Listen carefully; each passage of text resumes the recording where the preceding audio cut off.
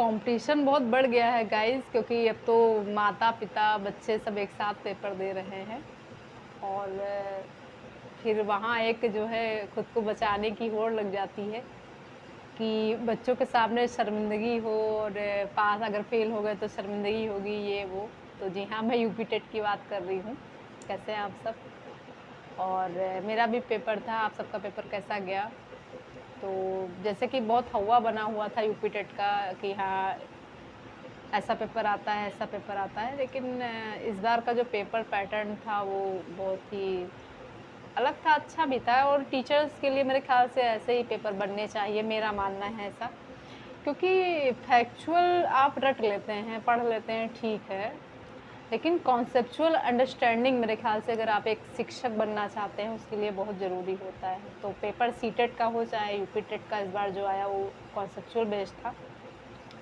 जिन्होंने रट्टाफिकेशन किया होगा उनका पेपर बिल्कुल नहीं अच्छा हुआ होगा, ऐसा मैं कह सकती हूँ। अगर उन्होंने थोड़ी-सी अपनी कॉन्सेप्चुअल अंडरस्टैंडिंग नहीं बिल्डअप की होगी और जिन्हों की पढ़ाई या जिन्होंने बीएड अच्छे से किया होगा या जिन्होंने सीटेट अच्छे से दिया होगा, उनका पेपर अच्छा गया होगा। ऐसे अपवाद भी हो सकते हैं, लेकिन मेरा जो मानना है वो है। बाकी मम्मी-पापा, बच्चे सब एक साथ पेपर दे रहे थे तो कॉम्पिटिशन बहुत ज़्यादा बढ़ गया है। अब यूपी टेट हो गया है, मेरा भी अयोध्या सेंटर गया था, आपका कहाँ गया था? बताइएगा। और जैसे कि मेरी तरफ बारिश भी बहुत भयंकर हो रही थी, तो हम तो बस बाढ़ में गए थे तैरते हुए, मान के चलिए। कहीं बस ये डर लग रहा था कि कहीं पेपर ना छूट जाए, लेकिन खैर समय पे पहुँच गए थे। तो यही है, अब पेपर मेरा कैसा हुआ ये तो मैं अभी नहीं कहूँगी, क्योंकि अभी मैंने मिलाया नहीं। कहते नहीं जब तक कोई चीज़ मिला ना लो और आप को संतुष्टि ना हो कि आप सेफ ज़ोन में हो, तब तक उस पे कुछ भी नहीं बोलना चाहिए मेरे ख़्याल से। तो अभी मैंने मिलाया नहीं है। सीडीपी मिलाई थी, तो उसमें 4-5 क्वेश्चन मेरे बेवकूफ़ी में गलत हुए हैं, जो कि पेपर प्रेशर भी रहता है और मेरे ख़्याल से आप सबके साथ भी ऐसा होता होगा। मेरे साथ तो होता है कि मेरे कुछ क्वेश्चन जो हैं वो पेपर प्रेशर की वज़ह से ख़राब चले जाते हैं। बाकी मैंने अभी मिलाया नहीं है। मेरा एसएसटी था, आपका क्या था आप बताइएगा? अब यूपी टेट हो गया है, अब उम्मीद है कि कुछ अच्छा हो और प्लस नियमावली की अगर हम बात करेंगे तो नियमावली में थोड़ा-सा संशोधन करने की आवश्यकता है, क्योंकि जैसे लोगों का सब्जेक्ट कॉम्बिनेशन नहीं बन रहा है, जिन लोगों का, उनके लिए थोड़ी-सी समस्या हो जाती है। तो उनके लिए मेरे ख्याल से सरकार को ज़रूर थोड़ा-सा सोचना चाहिए या शिक्षा विभाग को थोड़ा ध्यान देना चाहिए कि जो बच्चे बीएड कर रखे हैं, उनका सब्जेक्ट कॉम्बिनेशन नहीं बन रहा है, उनको जो है जानकारी नहीं थी बीएड करने वक़्त, तो उसके लिए थोड़ा-सा कुछ ना कुछ करना चाहिए मेरे ख़्याल से। कुछ टाइम देना चाहिए कि हाँ, ऐसे आप करिए, या कुछ आपको बताना चाहिए कि आप क्या कर सकते हैं अगर आपका कॉम्बिनेशन सब्जेक्ट कॉम्बिनेशन नहीं बन रहा है।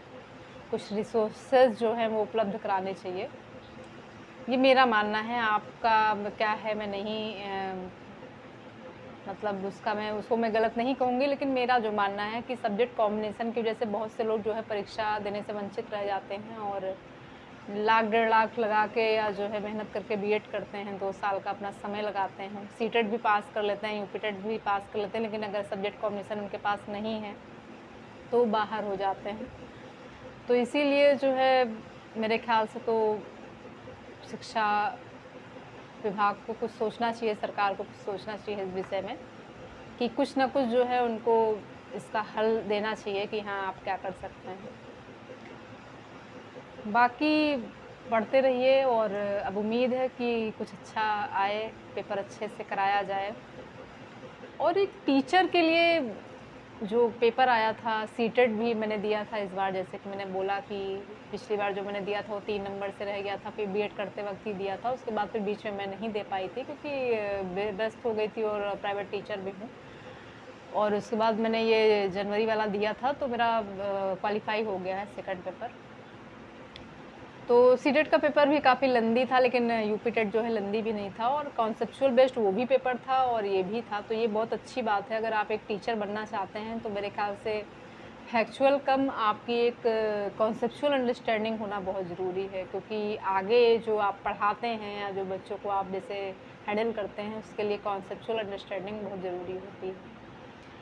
तो पेपर बढ़िया आया था, मैं संतुष्ट हूँ इस चीज़ से कि हाँ, लोग अच्छा सोच पा रहे हैं शिक्षक के लिए, वरना रट्टाफिकेशन तो खैर लोग करते ही हैं, पढ़ते हैं।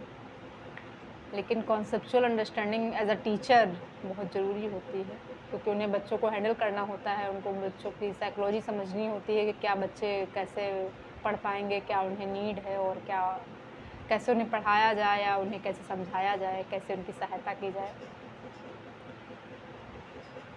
तो यही है और बाकी आपका क्या है, आप कमेंट करके बताइएगा आपका पेपर कैसा गया और आपका सब्जेक्ट कॉम्बिनेशन बन रहा है कि नहीं बन रहा है।